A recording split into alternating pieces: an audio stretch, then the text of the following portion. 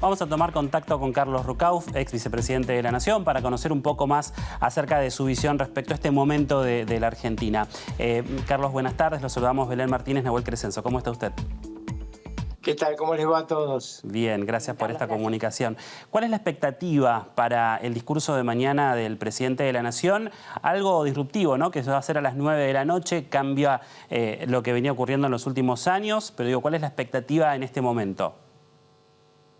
En primer lugar, creo que el cambio tiene que ver con que la comunicación llegue directamente al pueblo. Cuando se hacen las asambleas legislativas tradicionales a las 11, 11:30 de la mañana, hay cadena nacional, pero todo el mundo está trabajando. Por lo menos los que trabajamos estamos trabajando. Así que creo que ese es el sentido. Milei está demostrando que es un peleador, que es un fighter, no es un seductor. Y en consecuencia no creo que cambie en nada eso en un discurso de apertura de las sesiones ordinarias del Parlamento. Creo que es muy importante que ayer se reunió con Cristian Ritondo. Sí. Cristian Ritondo es una figura clave en la Cámara de Diputados, porque no solamente es el presidente del PRO, Sí. sino que sabe mucho. Exacto, bueno, y es llamativo, ¿no? Este encuentro porque se anticipa que podría liderar la Cámara de Diputados, ¿no? Claro, al menos que puede llegar a haber un cambio yo no creo eso, con Martín Menem. No, yo no creo eso. Ajá. Creo que, obviamente no tengo información, pero conociendo los protagonistas, yo creo que va a ser el jefe del interbloque, que va a ser clave en los próximos meses del gobierno, la aprobación de las leyes, y que en 2025 va a estar al lado de Milei en la confección de las listas. Ahí sí, yo creo que va a tener un papel políticamente protagónico fuera del Parlamento, porque obviamente Milei, por más que parece ir obteniendo resultados macroeconómicos muy importantes, su debilidad parlamentaria la tiene que intentar saldar en lo que se llama las elecciones legislativas de medio término, y ahí tiene que armar un bloque que no solamente le sea leal, que tenga espadas parlamentarias, sino que además lo acompañe en todas las votaciones. Sí, y que aparte se habla mucho de la alianza, ¿no? Más allá que en su momento Patricia Bullrich como Luis Petri le habían informado que se sumaban al apoyo a Javier Milei, después ambos son partes del gobierno nacional. Bueno, esa alianza que se hace con el PRO y sobre todo también con Mauricio Macri a la cabeza. Ritondo seguramente va a ser clave en esa alianza también dentro del Congreso para llevar adelante las negociaciones necesarias en los proyectos de leyes. Carlos, ¿qué opinas sobre la oposición también en una jornada tan particular como es la apertura de la Asamblea Legislativa, cuando ya se sabe, al menos por diferentes antecedentes, que la oposición siempre abuchea al que está dando un discurso? Seguramente Javier Milei va a contar los números positivos de su gestión, el poco tiempo de su gestión y al mismo tiempo la herencia recibida. ¿Cómo cree que se va a comportar la oposición?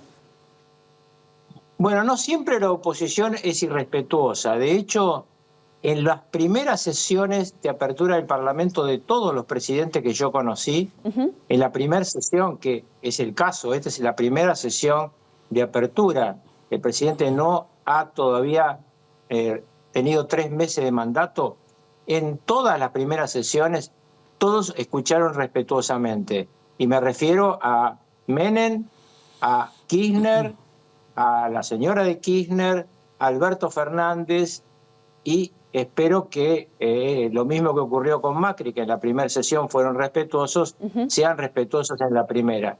Luego que termina la sesión, es una tradición. Usted mire cualquier reportaje periodístico de todo el inicio de las sesiones parlamentarias, el oficialismo dice que el discurso fue magnífico y la oposición dice que fue horroroso. Claro, es como una tradición, es verdad. Y bueno, es que la gracia siempre está en la vereda de enfrente, ¿no, Carlos? Políticamente hablando, para los que están justamente de la vereda de enfrente, siempre está esa crítica. No, yo la verdad que he tenido siempre el honor de defender durante el gobierno del presidente Menem, en cada asamblea legislativa y en cada discusión, el gobierno que yo creo que fue el mejor gobierno de la historia democrática luego que recuperamos la democracia argentina, así como Alberto Fernández fue el peor presidente de la democracia recuperada, Menem fue el mejor. Y me parece que hay que estar de acuerdo con lo que a uno le parece bien y estar en desacuerdo con lo que parece mal. Lo que pasa es que los que están adentro de la política, yo me fui, ahora trabajo de analista, los que están adentro de la política trabajan muy en blocados. Entonces, así como ustedes bien explicaban, los bloques planifican previamente qué van a hacer, también ponen oradores para que enfrenten a la prensa y más o menos cada uno lleva una letra que está vinculada a la política del bloque. Yo creo que hoy podríamos resumir el gobierno de Milei a esta altura como un gobierno que le va muy bien en la macro, muy bien en la macro. Yo diría que si uno consulta a economistas independientes y serios, Milei va a estar en condiciones este año de eliminar el cepo del dólar y hasta armar una libre competencia de monedas y bajar fuertemente la inflación hasta llegar a inflaciones de 3 o el 4% del segundo semestre mensual. En la micro, Milei tiene un problema. ¿Por qué? Porque hay mucha gente lacerada en la Argentina, hay mucha gente bajo la línea de pobreza, que es cierto que viene hace tiempo, pero justamente porque viene hace mucho tiempo tiene poca paciencia. Claro. Entonces, me parece que es muy importante que Milei ahí cumpla lo que prometió, que es que bienestar humano, lo que antes era acción social, sea el lugar que haya billetera abierta, que los comedores escolares y los comedores en general tengan comida, que los jubilados sean atendidos, que el sistema de salud que atiende a los sectores de menos recursos funcione. Hoy, pero no hoy, ya desde hace más de 2 años, ir a un hospital público es un problema. Usted va a pedir una mamografía y le decían por lo menos en el mes de noviembre a una amiga de mi señora, para abril. Claro. Entonces, esto yo creo que es un tema que tiene que tener un seguimiento, que no es el seguimiento de la economía, es el seguimiento del dolor humano que tiene que ser siempre atendido. Claro, porque hablamos del desempleo, ¿no? Por ejemplo, en la Argentina, ¿qué puede llegar a pasar, por ejemplo, con la paralización de esta empresa Sindar? A partir de marzo va a paralizar sus plantas. Esto también va a tener un impacto social. El presidente avisora que no va a haber un estallido social y que si esto sucede va a ser por parte de algún sector de la política. ¿Usted cómo lo ve?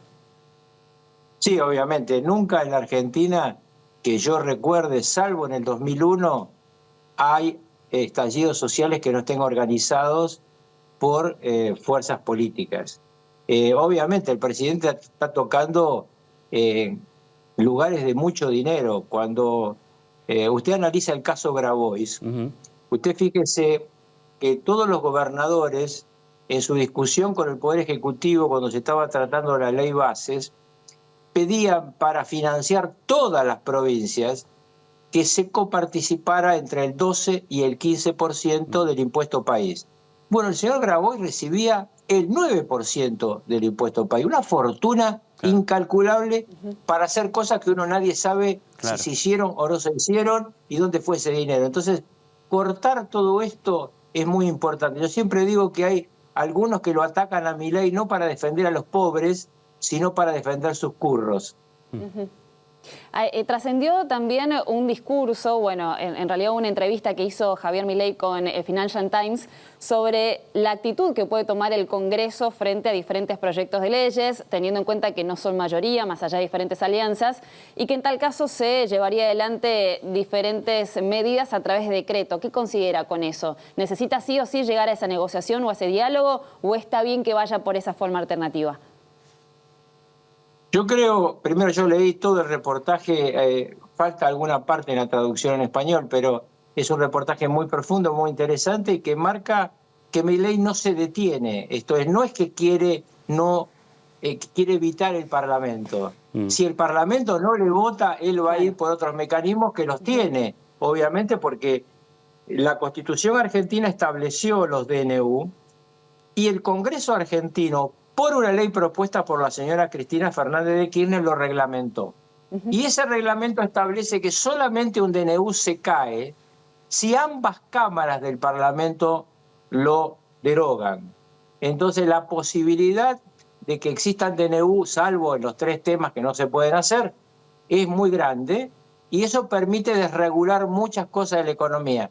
Obviamente, para que venga buena cantidad de inversión extranjera, sería interesante que la desregulación de la economía se haga por ley. Claro. Porque usted tiene que invertir en la Argentina para hacer una planta de gas licuado, que son miles de millones de dólares, y que le implicarían a la Argentina dejar de depender del gas importado y hasta poder exportar gas. Sí. Tiene que tener la garantía de que luego va a poder vender ese gas en el mercado y que va a tener un precio competitivo y no que le va a venir un gobierno dirigista que le impide trabajar. Entonces es mejor que la desregulación sea por una ley y no por un decreto. Lo que dice en la nota de Financial Times es que no va a eludir ningún camino para lograr el éxito de la macroeconomía. Si Milei logra el déficit cero, la Argentina cambia absolutamente. ¿Y eso a partir de cuándo? Yo creo que en el caso de la baja de la inflación se va a ir produciendo ya en abril, vamos a estar seguramente en un dígito, y también va a tener mucho que ver la cantidad de dólares que entren por los dos mecanismos posibles en la Argentina, que es la exportación, donde hay la propuesta de un blend de dólar de exportación que permitiría incorporar muchos fondos, y por el otro lado el Fondo Monetario Internacional, que podría incorporar el tramo no ingresado a la Argentina de 10.000 millones de dólares que está pendiente de hace 4 años y medio.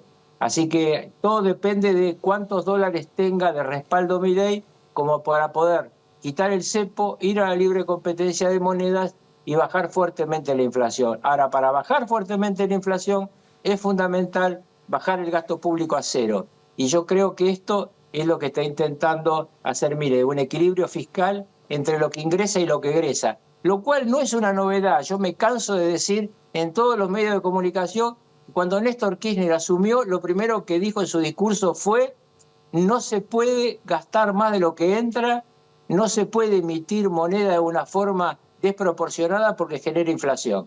Nadie más lo escuchó en su propio partido, el kirchnerismo, nadie más lo hizo después, y obviamente el gobierno de Alberto Fernández ha sido la apoteosis de esos errores, además de los curros que estamos descubriendo, que estamos viendo todos los días, incluso uno en el cual hoy Alberto Fernández, a su más puro estilo, le echa la culpa a su secretaria. Le echaba la culpa antes a su mujer de la fiesta cuando todos estábamos encerrados, ahora le echa la culpa a la secretaria, y cuando tenía algún problema en su gobierno en off, le echaba el problema a Cristina Kirchner, como si él no era el presidente, ¿no?